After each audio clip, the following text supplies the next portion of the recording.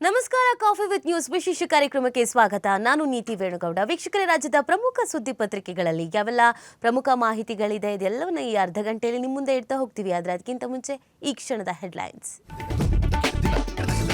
ದೆಹಲಿ ಅಂಗಳ ತಲುಪಿದ honey trap ಪ್ರಕರಣ, ಹೈಕಮಾಂಡ್ಗೆ ಮಾಹಿತಿ ರವಾನಿಸಿದ ಸಿಎಂ. ಇಂದು ಅಥವಾ ನಾಳೆ ವರಿಷ್ಠರ ಭೇಟಿಗೆ ಮುಂದಾದ ರಾಜಣ್ಣ. ಬೆಂಗಳೂರಿನಲ್ಲಿ ಧಾರಾಕಾರ ಮಳೆ ಅವಾಂತರ, ಮರ ಬಿದ್ದು 3 ವರ್ಷದ ಮಗು ಸಾವು. ಯಲಹಂಕದಲ್ಲಿ 15ಕ್ಕೂ ಹೆಚ್ಚು ಮನೆಗಳಿಗೆ ನುಗ್ಗಿದ ನೀರು. ಆನೇಕಲ್ನ ಮದ್ದೂರಮ್ಮ ಜಾತ್ರೆ ವೇಳೆ ಭಾರೀ ದುರಂತ, 2 ತೇರುಗಳು ಮಗುಚಿ ಬಿದ್ದು 2 ದುರ್ಮರಣ, ಮತ್ತಿಬ್ಬರಿಗೆ ಗಂಭೀರ ಗಾಯ. ಲೋಕಸಭಾ ಕ್ಷೇತ್ರಗಳ ಮರು ವಿಂಗಡಣೆ ವಿರುದ್ಧ ರಣಕಹಳೆ, 25 ವರ್ಷ ವಿಂಗಡಣೆ ಮಾಡದಂತೆ ಆಗ್ರಹ. ಚೆನ್ನೈನಲ್ಲಿ 6 ರಾಜ್ಯಗಳಿಂದ 7 ನಿರ್ಣಯ ಅಂಗೀಕಾರ.